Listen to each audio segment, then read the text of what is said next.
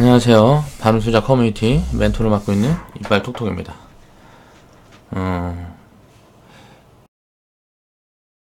오늘이 구정 지나고 이제 2월 10일이죠. 거의 뭐 2주 전에 만들어놨던 이거 영상이었는데 이제 지금에서야 이제 방송하게 되네요. 제가 공부할 게 너무 많아서 지금 이제 10월달에 많이 무너지는 10월을 자꾸 얘기를 많이 하게 되는데 10월달에 폭락이 나온 다음에 이제는 2년 3년을 준비하는 포트를 정비를 해나가는 그런 구간이기 때문에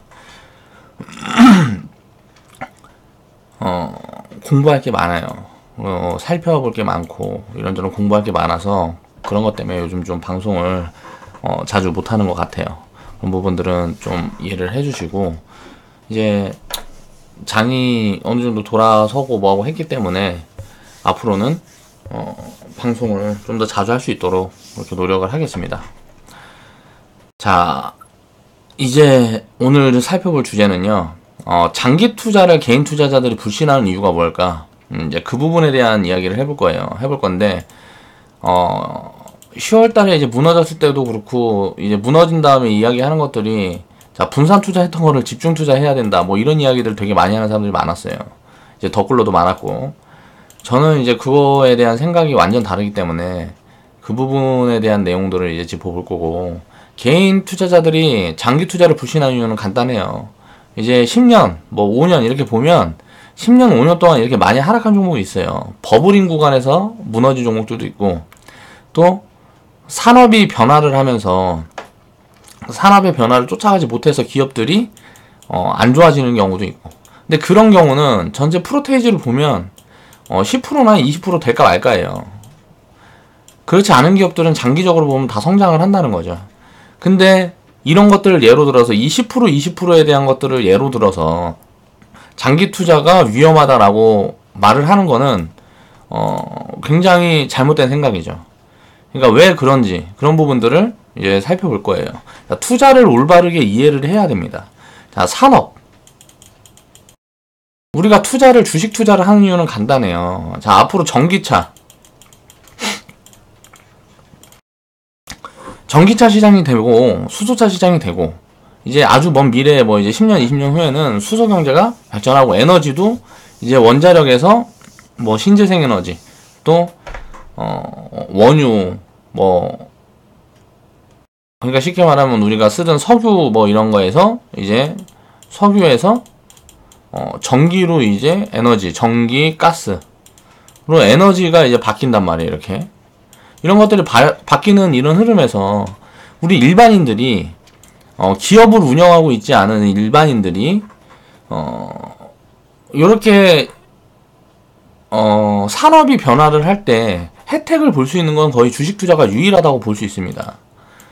그러니까 뭐 전기차를 우리가 이거 성장할 거다, 이 전기차를 만드는 기업들이 돈을 많이 벌 거다 라고 생각을 해도 우리가 직접적으로 여기다가 이 사업을 진행을 할 수가 없단 말이에요. 그럴 여력이 되지 않죠.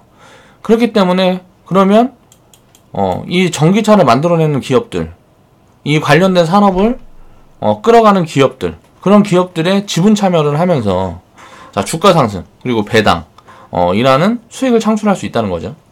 그런 것 때문에 우리가 주식 투자를 하는 거죠. 할 수 없는 것들에 우리가 라면을 사 먹고, 또 참치를 사 먹고, 또 무슨 뭐 식용유라든가 여러 가지 뭐 조미료들 사 먹고, 이런 거 할 때 그 식용유를 우리가 만들어 쓸 수 없잖아요. 만드는 기업에서 사서 사용을 하죠.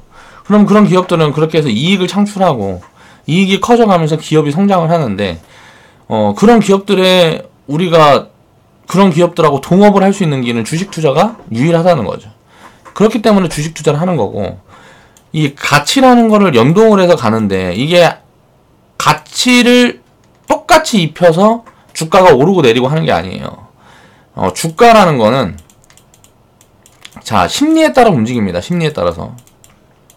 투자자들이 심리에 따라서 움직여요. 근데 이 가치는 정해져 있어요. 그러니까 이 가치가 정해져 있다는 게 아니고 변화를 하는데, 가치가 변동이 있죠. 자, 산업이 안 좋아지면, 예를 들어서 뭐 철강 산업이 안 좋다 그러면 철강 기업들이 이익이 줄어들고 뭐 이런 부분들은 있지만, 이 기존 가치라는 거는 대부분의 기업들, 그러니까 한 70% 80%는 꾸준히 상승을 한단 말이에요. 이렇게 상승을 하는데 이렇게 무너져 있는 구간이 나오면 엄청나게 저평가 싼 구간이 나온다는 거예요. 이럴 때가 투자 기회죠. 자, 살펴보겠습니다. 2011년에 현대차를 예를 들어서 장기 투자했다 그러면 망했다라고 이야기를 하는 사람들이 많이 있어요.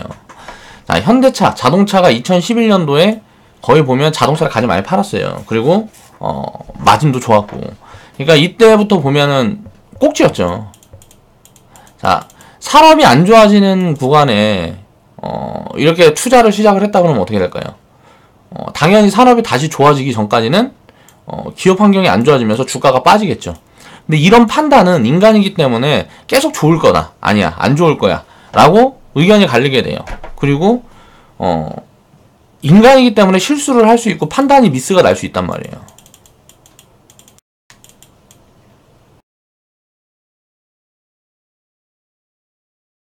이렇게 해서 이 종목을 갖고 있다 그래서 투자자들이 망하는 게 아니에요. 왜 망할까요, 그러면? 그런 걸 생각을 해야 돼요. 몰빵이기 때문에 망하는 겁니다. 몰빵이기 때문에. 2011년도에 현대차만 갖고 있는 게 아니고, 자, 이거는 이제 자동차예요. 난 자동차 좋게 생각해. 그래서 자동차를 샀어, 2011년도에. 그리고 화장품, 나는 이거 되게 화장품 좋다고 생각해. 그래서 화장품도 샀어. 그리고 2차전지, 앞으로는 전기차 시장이 올 거야. 그래서 2차전지도 샀어. 이렇게 갖고 있어서 이렇게 비중을 이렇게 나눠서 보유를 하면서 장기 보유를 하면 어떻게 될까? 이럴 때 예를 들어서 비중을 더 넣어놨어도 좋겠지만 그렇지 않고 그냥 끌고 간다 그래도 크게 문제될 게 없다는 얘기를 하는 거예요. 현대차는 50%가 빠졌지만, 야, 화장품 중에 아모레 G를 갖고 있었다 그러면 플러스 300%가 났어요. 지금 구간이랑 비교를 해봐도. 2차전지를 갖고 있었다 그러면, 야, 고점은 900%였지만 고점은 2011년도에 이제 진입을 했다 그러면, 자, 900% 수익률 구간까지 나왔지만 지금 구간 따져봐도 플러스 400%란 말이에요. 이 자리에서 이제 전기차 시장이 성장을 하게 되면, 성장을 한다 그러면 이게 나중에는 1000%, 2000%, 3000% 될 수도 있는 거죠. 화장품도 마찬가지고, 자동차도 이게 마이너스가 줄든지 플러스로 전환이 될 가능성이 있는 거고요. 분산을 해서 투자를 하게 되면, 자, 플러스 300, 그리고 플러스 400, 그리고 마이너스 50. 자, 이 평균을 얘기를 해보면 이 평균이 얼마예요? 이거 3으로 나누면 되니까 플러스 한 200% 이상은 평균적으로 취하게 되는 거잖아요. 그쵸? 그러면 이거 3으로 나눴으니까 플러스 한 70% 정도 되겠네요, 수익률이. 이 세 종목을 갖고 있었다고 치면 내 계좌는 플러스 한, 예를 들어 똑같은 비중을 갖고 있었다 그러면 플러스 잠깐만, 300, 400, 50 플러스 200%가 맞는 건가? 아무튼간 이게 비중 관리를 해서 내가 생각했던 그런 산업군들의 성장이 나온 데서 수익을 취하고, 이런 데서 예를 들어서 손실이 났다 그래도 이 평균은 항상 플러스가 될 수 있는 가능성이 굉장히 높아진다는 거예요. 그런데 이게 나는 확신을 해서 여기에다가 다 집어넣는데 이게 마이너스가 돼서 이렇게 손실이 깊어지면 이거는 내 탓인 거잖아요. 내가 욕심을 부린 거잖아. 이게 제일 많이 성장할 것 같은 거니까 여기다 내 돈을 다 박았어. 그러면 내 판단이 틀렸을 때, 내가 판단이 미스였던가, 아니면 내 생각과 다르게 산업이 좋은 흐름으로 갈 거라고 생각을 했는데 그게 산업 흐름이 안 좋아졌을 때는 당연히 장기 보유를 하면 손실이 찍힐 수 있겠죠. 근데 이 손실은 항상 100%로 한정이 된다는 거죠. 제가 꾸준히 이야기를 하는 부분들이에요. 그래서 현대차를 2011년도부터 지금까지 7년을 보유를 했으면 망했다 라고 이야기를 하는 사람들이 많이 있어요. 장기 투자를 하면은 위험하다고 생각하는 사람들, 이야기하는 사람들 대부분이 다 이런 얘기를 하는 거란 말이에요. 이렇게 오를 걸 어떻게 아느냐? 어떻게 알아요? 모르죠. 그러니까 분산 투자를 하는 거예요. 지금 결과로 보니까 이게 올라 있는 거지, 이게 이렇게 올라갈 거라는 걸 어떻게 아느냐? 그걸 모르기 때문에 분산 투자를 하는 거예요.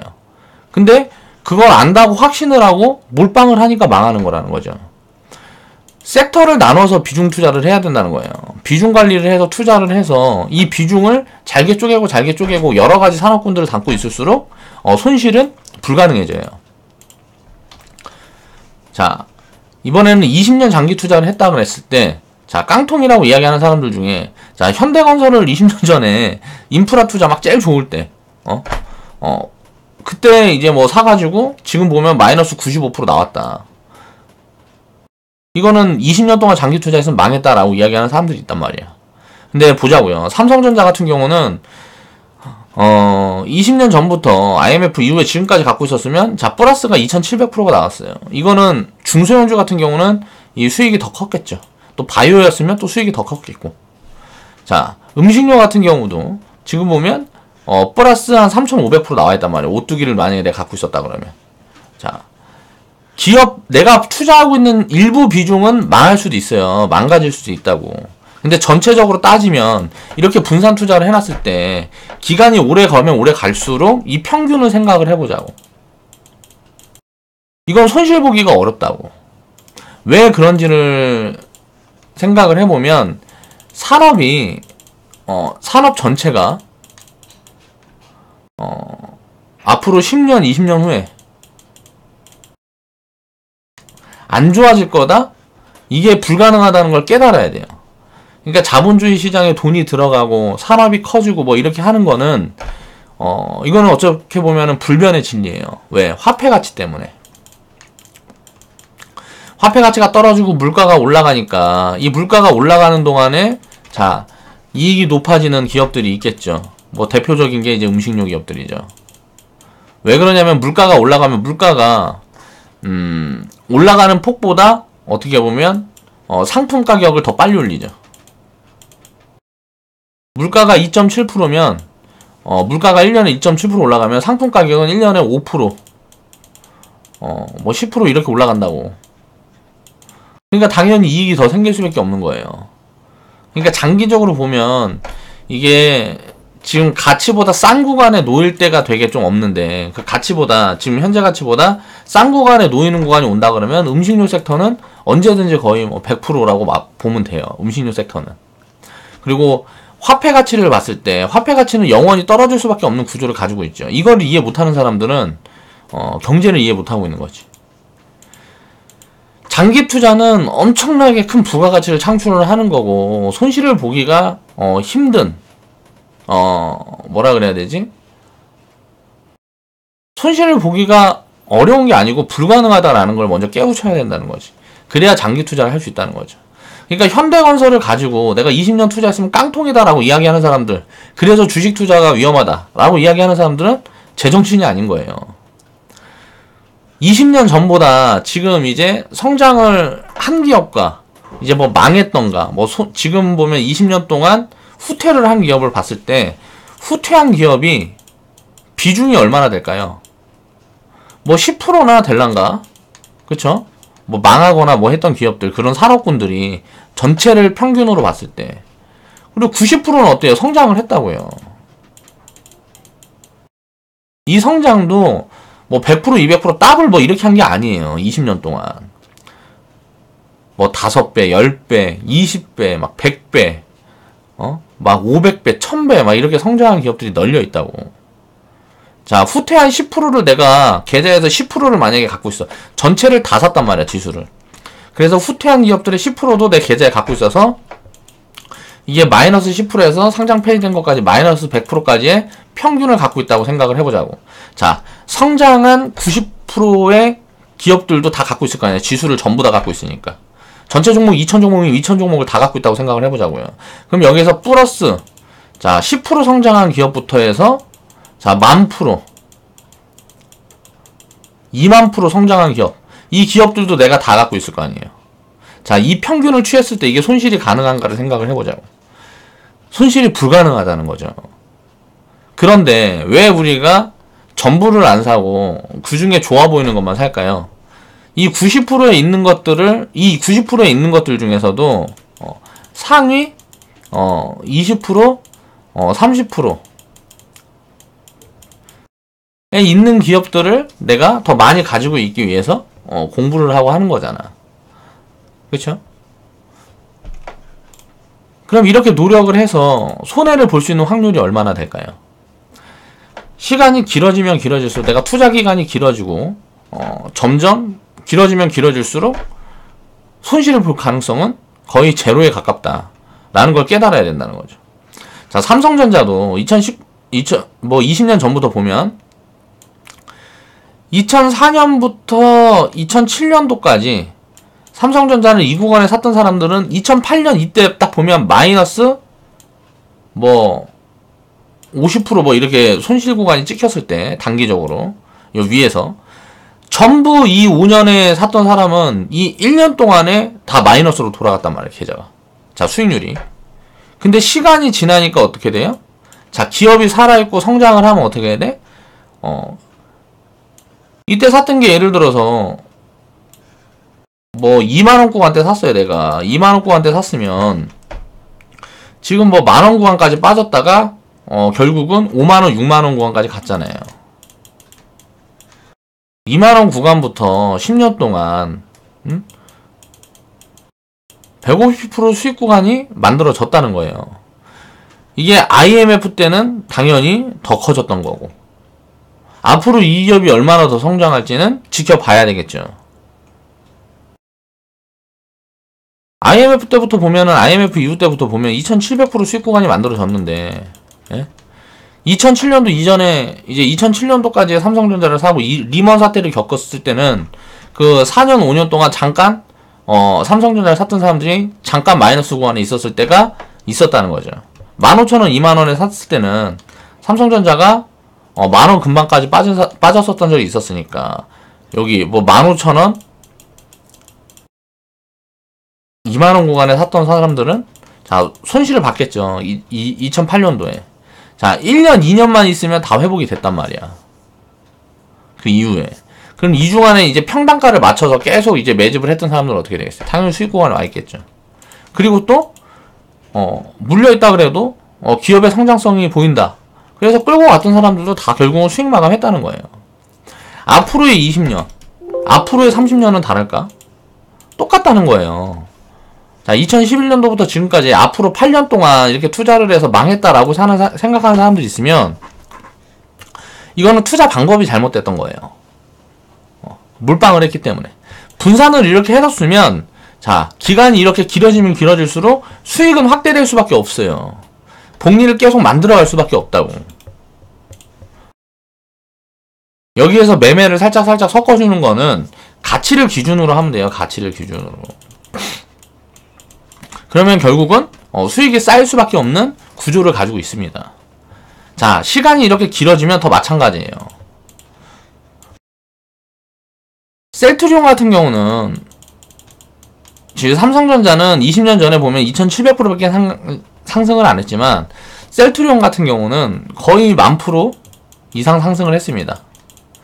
그러니까 100배 이상 올라왔어요.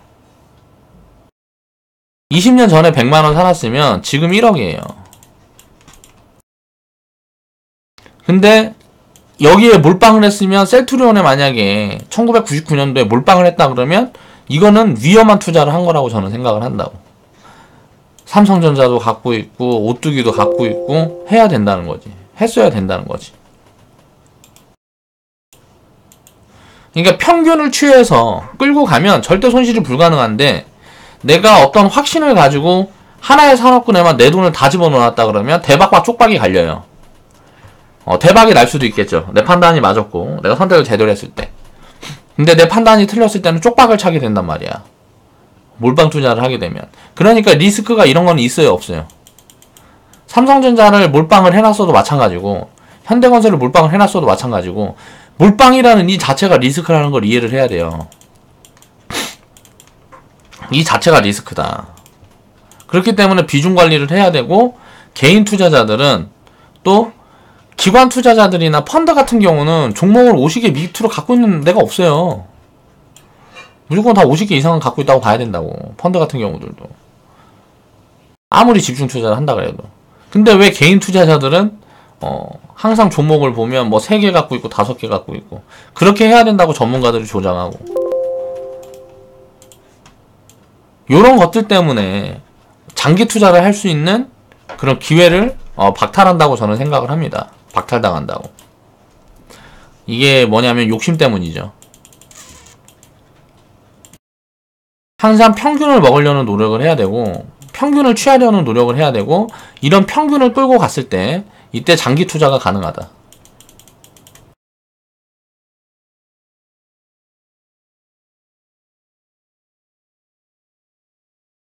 확률적으로 투자는 질 수가 없는 게임이에요. 그런 부분들을 이해를 해야 되고, 그런 부분들이 이해됐다 그러면 앞으로 투자를 이어가는 이제 많은 사람들은 투자를 하지 않은 사람들보다 더 부자일 수밖에 없어요. 그렇기 때문에 투자는 무조건 해야 되는 거예요. 부동산, 주식 투자는 이렇게, 근데 내가 부동산은 왜 계속 위험하다 그럴까요? 저는 이제 부동산이라는 거는 시장이 좋건 안 좋건 간에 계속 위험하다는 얘기를 해요. 지금 이제 울산이나 거제도 보세요. 자, 조선 업황 좋고 자동차 업황 좋을 때는 집값이고 땅값이고 엄청 비쌌어요. 근데 지금 어때요? 다 반토막 이상 났잖아요, 지금. 부동산 경기가 조금 사그러들고 뭐하고 하니까 이쪽 산업군이 먼저 작살나니까 여기에는 부동산도 뭐 가장 빨리 무너지고 있는 거죠. 여기에 몰빵 들어가 있으면 어떻게 할까요? 이거는 레버리지라 그래갖고 부채도 들어가 있는 거잖아요. 부채도 들어가 있는 거기 때문에 죽는 거예요, 그냥. 2억짜리 집을 샀는데, 예? 뭐 예를 들어서 내가 7천만 원 들고 나머지 부채를 가지고 샀어요. 2억짜리 집을 샀는데 집값이 50% 빠졌으면 어때요? 내 원금 없어져 버린 거예요. 이 빚을 갚아야 돼. 이게 다시 올라올 수 있을까요? 이 집값이? 다시 올라올 수 있으려면 어떻게 해야 될까? 여기 유입 인구가 많아야 되잖아. 수요 공급으로. 근데 앞으로는 자동차 조선업황이 살아난다 그래도 수요가 들어갈 수가 없어요. 왜? 인구가 줄고 있기 때문에. 또 자동차 조선 요런 쪽들도 점점점 자동화로 갈 거기 때문에 수요가 늘어날 수가 없다고. 그럼 요런 데는 어떻게 될까? 무언가 다른 신산업군들이 들어가갖고 경제를 끌어주지 않는 이상 이 부동산은 무조건 작살나는 거예요. 이거는 회복이 안 된다고. 레버리지까지 들어가 있기 때문에 되게 위험한 거예요. 근데 부동산이 자, 용산에도 가지고 있고, 자, 무슨 뭐 파주에도 가지고 있고, 일산에도 가지고 있고, 자, 전라도도 갖고 있고, 자, 경상도도 갖고 있고, 뭐 대구 같은 데도 갖고 있고, 부산도 갖고 있고, 뭐 이런 식으로 부동산을 이제 분산 투자를 할 수 있다. 그러면 해도 되죠. 내가 부채를 안 가지고 이렇게 가지고 있을 수 있다 생각하면 해도 되죠. 왜? 땅값이라는 게 있으니까. 이 땅이라는 거는 이것도 땅이라는 거는 변동성이 주식보다 훨씬 덜하지만 이것도 변동이 있죠. 땅값도. 근데 결국은 꾸준하게 올라갈 수밖에 없는 게 땅이니까. 집값이 올라가면 집값이 올라가는 게 아니고 땅값이 올라간다고 생각을 해야 돼요.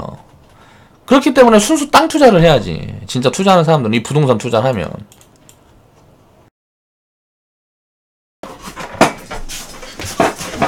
집은 이제 담보물로 이제 보면은 이제 부채를 쉽게 만들어낼 수 있으니까 보통 일반인들은 이제 부동산을 보면 이제 주택이나 아파트 이런 것들 많이 사는 거고, 진짜 부자들은 다 땅 투자해요. 진짜 투자를 아는 사람들은. 이런 것들을 이해를 해야 된다는 거죠. 부동산이, 그러니까 내 집 마련이 가장 위험한 거예요. 내 집 마련이. 이 내 집 마련이 가장 위험한 거다. 이거 내 집 마련을 하면 부채가 엄청나게 생겨요. 일단 기본적으로. 그러니까 예를 들어서 3억, 10억 뭐 이렇게 아파트 값이 이렇게 해요. 그러면은 이 돈을 다 내 돈 가지고 내 집 마련을 하는 사람들은 5%도 안 됩니다. 전체 집 사는 사람들 중에. 이래서 위험한 거예요. 부동산 투자는 이래서 위험하다 그러는 거라고. 왜? 물방이니까. 물방이기 때문에 위험하다는 거예요. 주식 투자고 부동산 투자고 채권이고 예금이고 다 마찬가지예요. 이게 몰빵 들어가 있으면 무조건 위험한 거예요. 그러니까 비중 관리를 할 수 있는 방법들을 꾸준히 고민을 하고 연구를 해야 된다는 거죠. 직업도 마찬가지예요. 직업도. 내가 일을 해요. 투자를 안 하고 일만 하고 있으면 그것도 굉장히 위험한 거예요. 왜 그럴까요? 내가 예를 들어서 연봉을 5천을 받아요. 1년에 생활비가 한 달에 생활비가 500이야. 근데 연봉을 1억을 받아. 연봉 1억. 자, 여기에 안주를 해요. 자, 5천 써도 4천이 남잖아, 1년에. 그러니까 10년 후에 4억이 나왔어요. 그쵸? 근데 10년 후에 내가 예를 들어서 회사가 망했어. 내가 잘렸어. 자, 이 사업 갖고 얼마나 버틸 수 있어요? 자, 4년 살면 끝이에요. 사업 갖고 4년 살면 그 다음에 나는 굶어야 돼. 엄청나게 위험한 거라고. 이 돈이라는 거는 계속 순환을 시켜줘야 되고 계속 어딘가에 들어가 있어야 돼요. 그래서 이런 방법들을 고민을 하고 공부를 하는데, 서민들이 10억 이하의 자산이 있을 때 10억 이하의 자산이 있을 때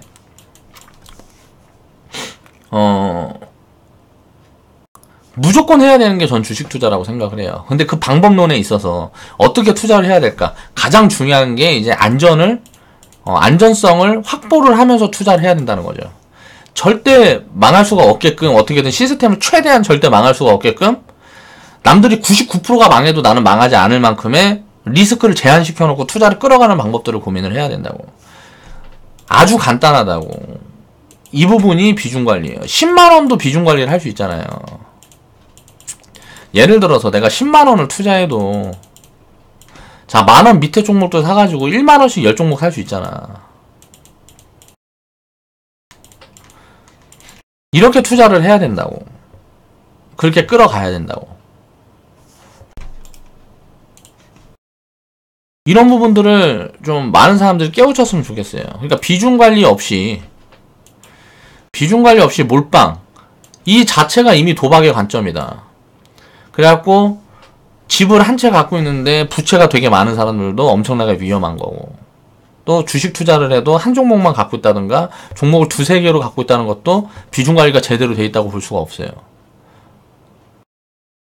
비중관리 없이 도박의 관점으로 접근하기 때문에 주식 투자를 하면 다 망하는 거지, 다 망하는 것도 아니에요. 이게 도박의 관점으로 접근하니까 대부분이 망하는 거예요. 왜? 심리적으로 많이 빠지거나 뭐하거나 했을 때 회복을 못하는 거야. 이번에 10월달에 폭락 온 다음에 우리 회원분들은 거의 다 이제 계좌 회복이 다 됐습니다. 당연히 됐겠죠. 많이 올라왔으니까. 내려가면 올라가고 올라가면 빠지고 이렇게 하는 거예요. 이 사이의 사이클 중에서 올라갈 때 더 많이 올라가고 내려갈 때 덜 내려가고, 이런 부분들을 찾으려고 노력을 하는 거죠, 우리 투자자들은.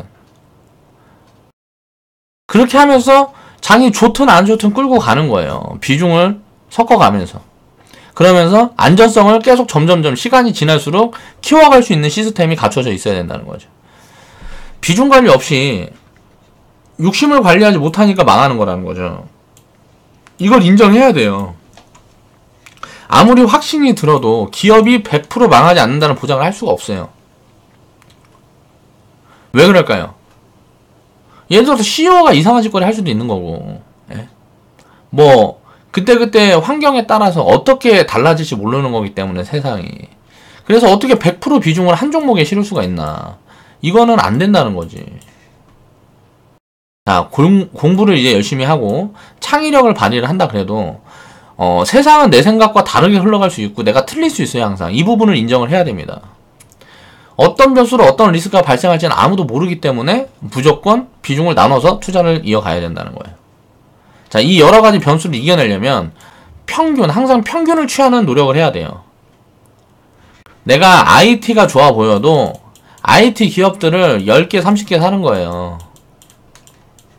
제일 좋아 보이는 IT 기업들이 예를 들어서 200개 있으면, 자, 200개 중에 10개, 30개를 추리는 거예요.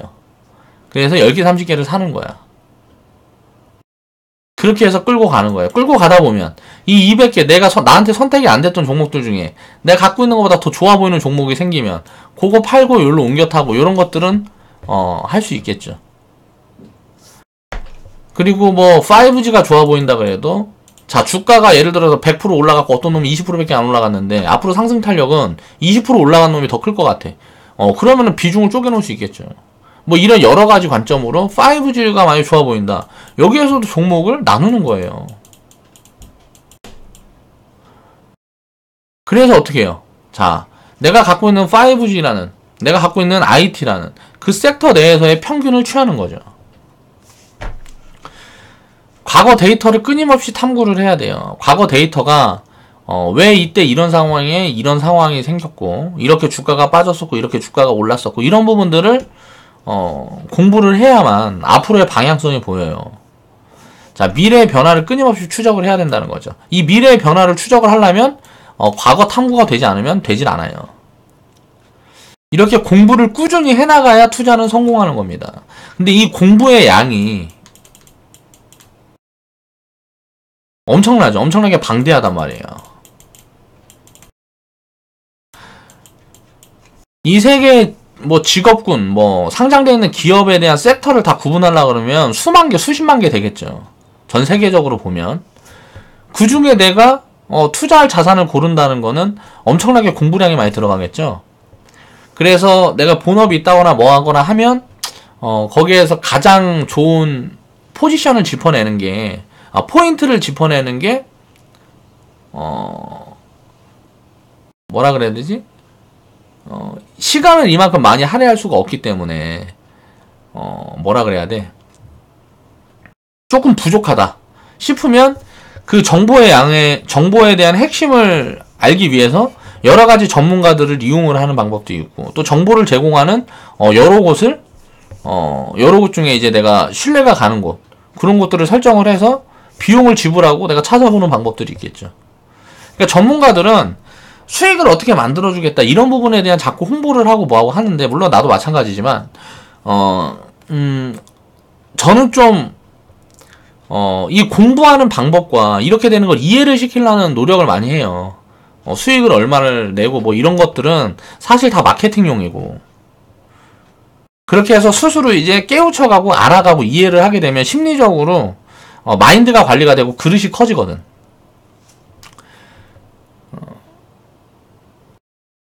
그렇죠. 자, 내가 얼마나 욕심을 부리고 있고, 내가 어느 정도의 리스크를 감당할 수 있고, 내 스스로의 마인드를 끊임없이 체크를 해야 된다. 자, 경험치를 늘려야, 경험이 이렇게 쌓이고 해야 자본의 성장이 영원하게 이게 가능한 거다. 자본주의에서는 영원히 자본이 성장할 수밖에 없는데, 이게 자본이 영원히 이렇게 성장할 수밖에 없어요. 이런 구조를 가지고 있어. 이 구조를 이해하지 못하기 때문에 돈이 멈춰 있거나 내가 상황이 안 좋아졌을 때는 가지고 있던 걸 다 까먹고 없어버리고 이러는 거야. 그러니까 그런 것들을 깨우쳐야 된다는 거지.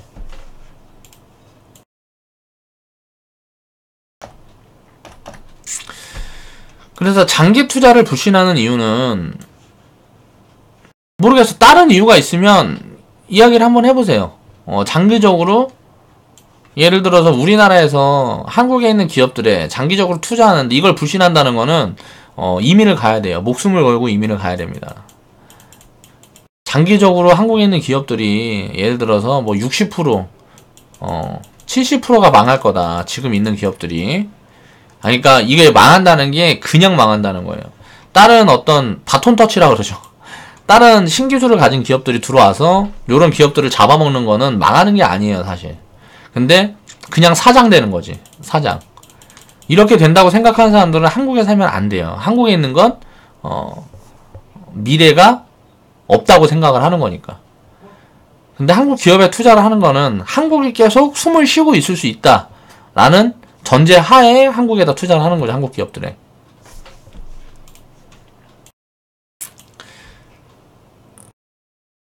그러니까 장기 투자를 불신하는 거는 매국노예요. 쉽게 얘기를 하면. 이건 불가능한 건데, 불가능한 걸 가능하다고 생각하는 사람들이니까. 왜 그런지는 꾸준히 제가 앞으로도 얘기를 할 거고, 이전에도 얘기를 해왔고, 미래에도 계속 얘기를 할 수밖에 없을 거예요. 방식은 약간 다를지 몰라도 원리는 똑같은 얘기예요. 이렇게 바꿔서 저렇게 바꿔서 계속 이야기를 하는 거죠. 그럼 그 부분에 대해서, 내가 이야기하는 부분들에 대해서 스스로 공감대가 생기는 분들도 있을 거고, 생기지 않는 부분들도 있을 거고. 생기지 않는 부분들은 안 하면 되겠죠. 그냥 가난하게 살면 되는 거야. 근데 공감대가 형성되고 이 원리를 깨달으면, 내가 앞으로 만약에 성장할 수 있다 그러면 내가 성장하는 만큼 우리 회원분들, 또 이 영상을 보시는 분들 중에 그릇이 커져가는 분들이 있다 그러면 함께 성장을 할 수가 있겠죠. 자본 성장도 할 수 있고, 또 그릇도 키워갈 수 있고요. 자본주의를 이해할 수 있는 방법에 대한 고민을 해야 됩니다.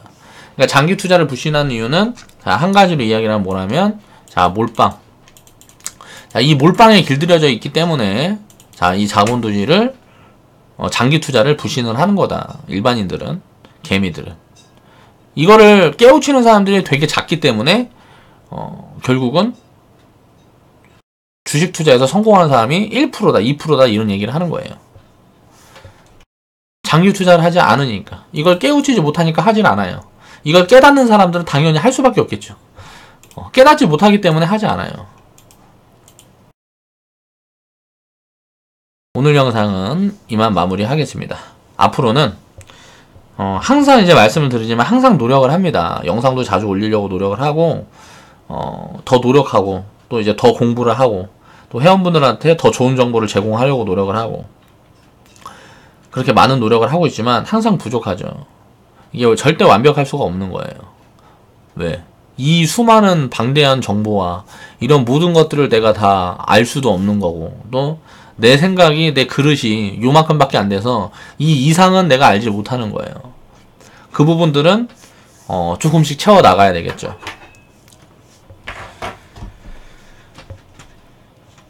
오늘 영상 마무리하겠습니다.